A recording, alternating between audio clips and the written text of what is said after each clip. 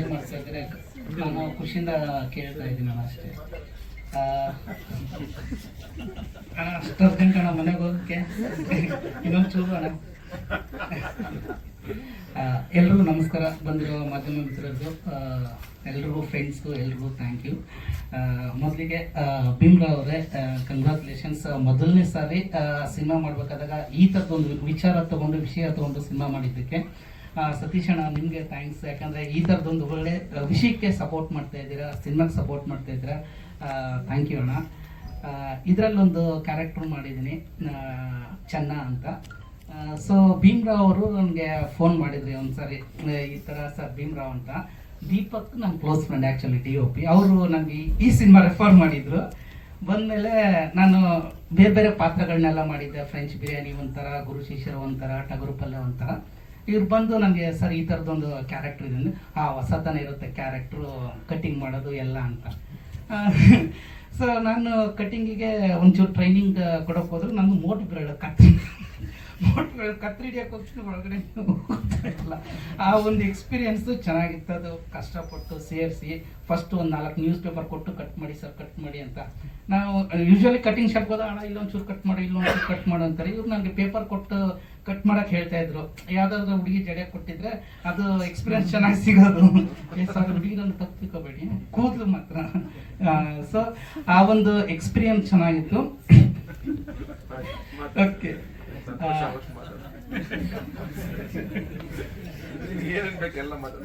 ಇಲ್ಲ ಈಗ ಎಲ್ಲ ವಿಷಯ ಮಾತಾಡಿದ್ರೆ ನಾನು ಇನ್ನೇನು ಮಾತಾಡ್ತೇನೆ.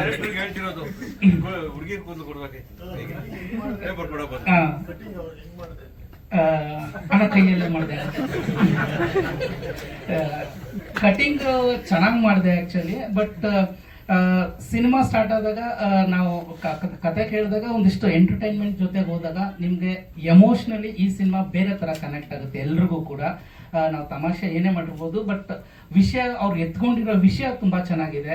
ಹಾಗೆ ಮೌನೇಶ್ ತುಂಬ ಚೆನ್ನಾಗಿ ಅಭಿನಯಿಸಿದ್ದಾನೆ. ಮೊದಲನೇ ಬಾರಿಗೆ ನಾನು ನಾರ್ತ್ ಕರ್ನಾಟಕ ಕ್ಯಾರೆಕ್ಟರ್ ಪ್ಲೇ ಮಾಡಿದ್ದೀನಿ. ನಾನು ಆ್ಯಕ್ಚುಲಿ ಗುಲ್ಬರ್ಗದವನು.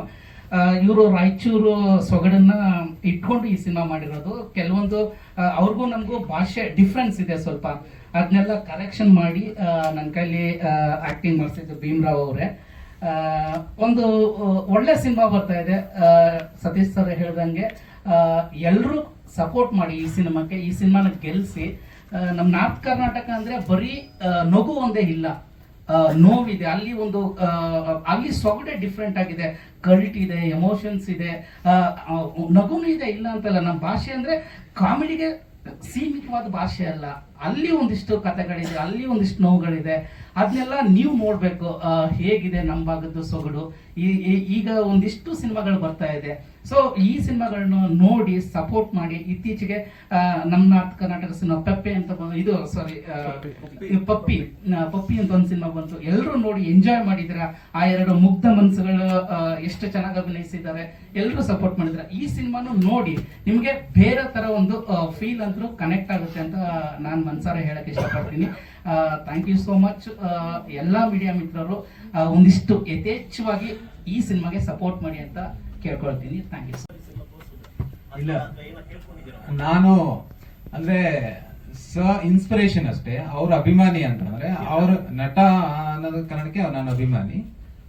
ಅಂದ್ರೆ ಅವ್ರಿಗೆ ತೋರ್ಸ್ಬೇಕಂತ ಏನಿಲ್ಲ, ಇದು ಅವ್ರಿಗೆ ನಾನು ಅವ್ರನ್ನ ಐಕಾನ್ ಆಗಿ ಯೂಸ್ ಮಾಡಿದ್ದೀನಿ ಇದರಲ್ಲಿ.